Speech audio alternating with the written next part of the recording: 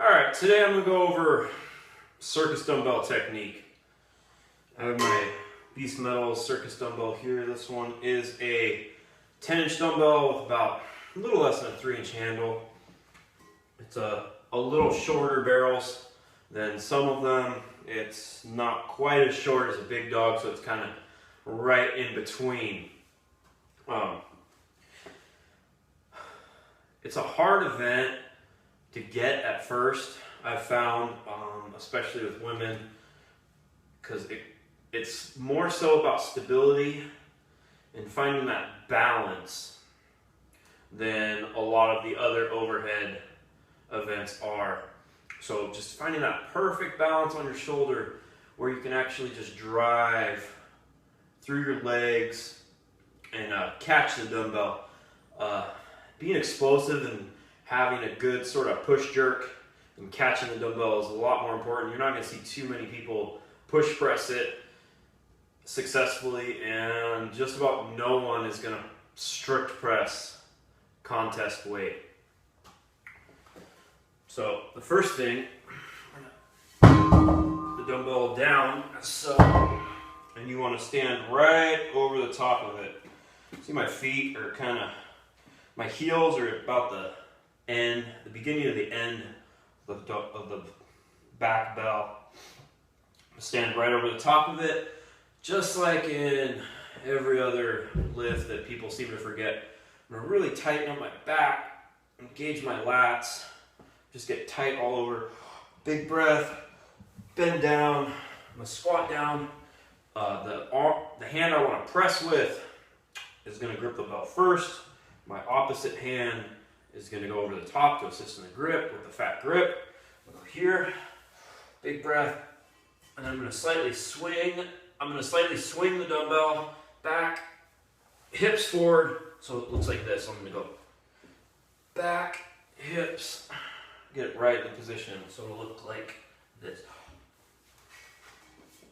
Guiding the belt up with my opposite hand.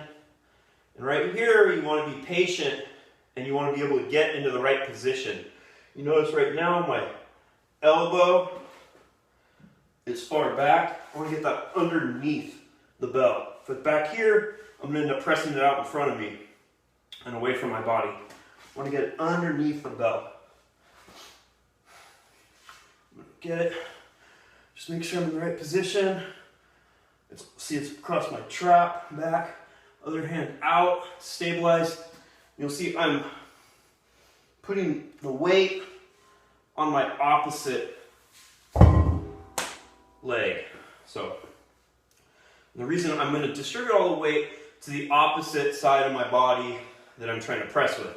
This will put the weight of the dumbbell more over the center of my body, because if you think about it, if you're standing straight and you go to dip and you have 150 or whatever pounds on one side, when you go to dip, automatically your body is going to go to the side that has a lot more weight on it.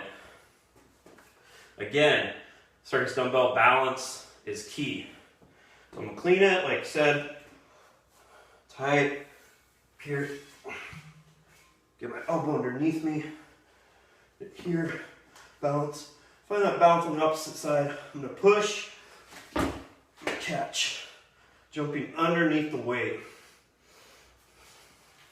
A couple more tips on the circus dumbbell. Something I like to do is I like to get 2 pairs of wrist wraps.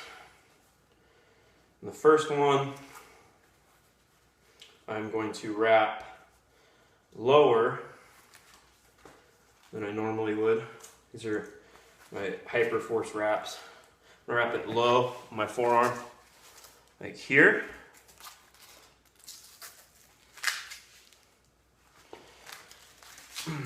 And then the second one, I will wrap normally, and I'll wrap it real tight around my palm, because it takes a lot, again, it takes a lot of stabilization with the dumbbell, especially in the wrist. You want a nice cast. The reason I wrap the other wrap low on my wrist is to give that sharp edge of the dumbbell, something to seat against, because you want to be driving as much of your forearm into the dumbbell as possible. The more surface area you have connected with the implement to drive off of, the more leg drive you are going to get into the implement, which is just going to be, it's going to help a lot because you really need good leg drive for the dumbbell.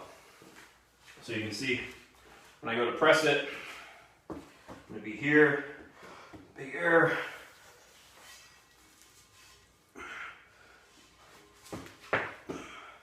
With a shorter dumbbell, like the Big Dog or this one, you can get it so it's right on the side of your face, especially if the Big Dog has the end caps. With a longer one, you want to get it back around your trap here. Legs all the way to my opposite leg. You want to chalk your shirt, press. You see, one thing that happened on that one was I kind of pressed it out away from my body, which is going to make it a lot harder to stabilize. What you want to do is, I like to think that I'm trying to press the dumbbell to my opposite shoulder. Of course, you're not going to be able to do that with the weight because the weight's already going to force you that way. But if I'm thinking I'm trying to press it to the opposite side, I'm going to keep my elbow higher and I'll end up more neutral, like here, and I'll end up in the right spot. You press it out away from your body, it's a lot harder to stabilize. Dumbbell drops. If you want to think, stand here, most of my weight's on my opposite leg, drive, press.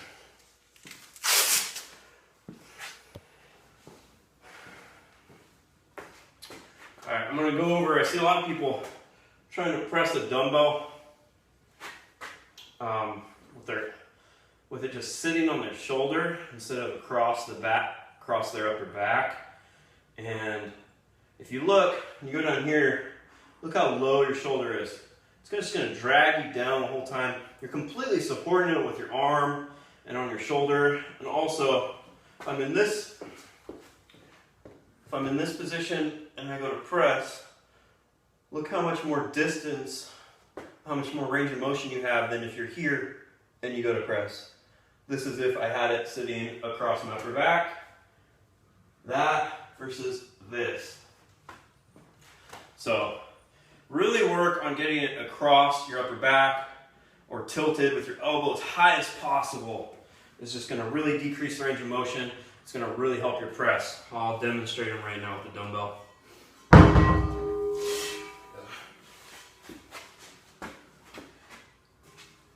Here,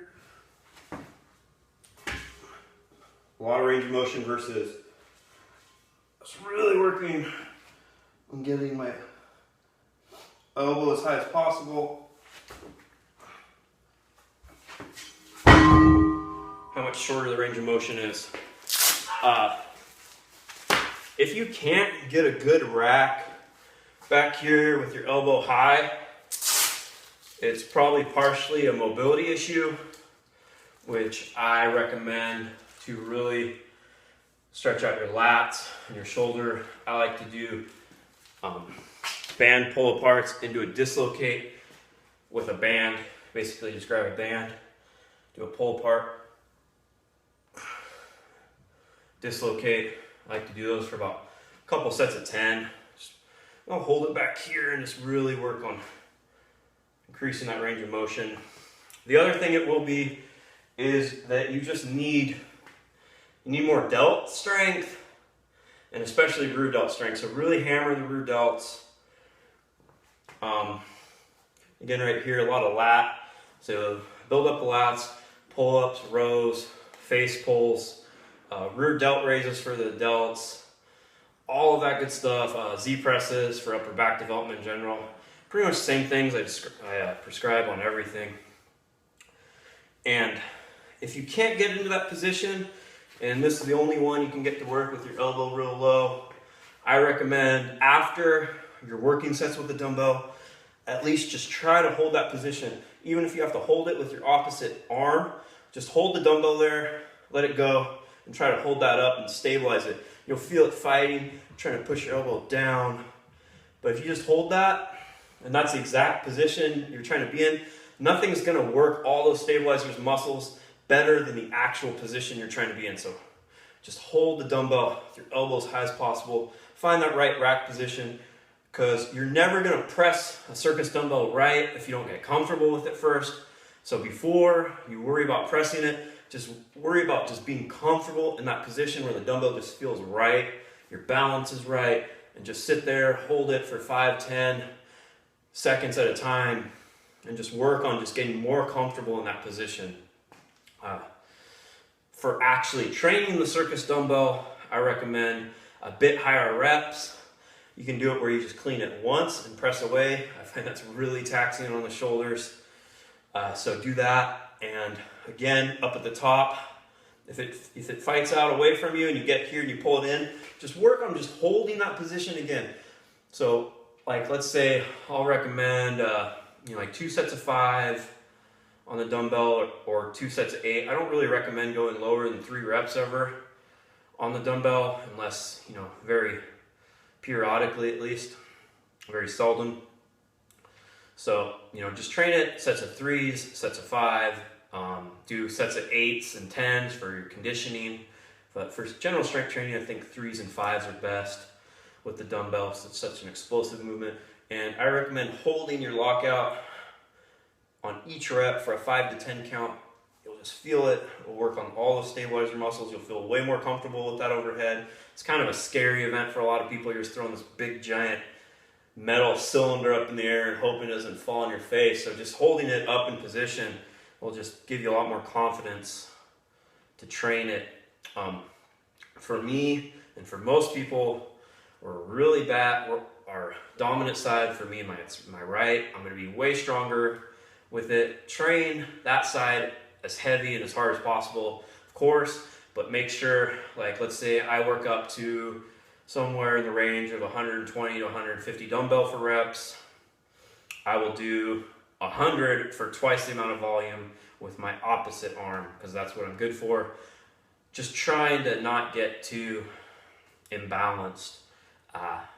Most people can't with both arms, but make sure not to neglect your opposite side.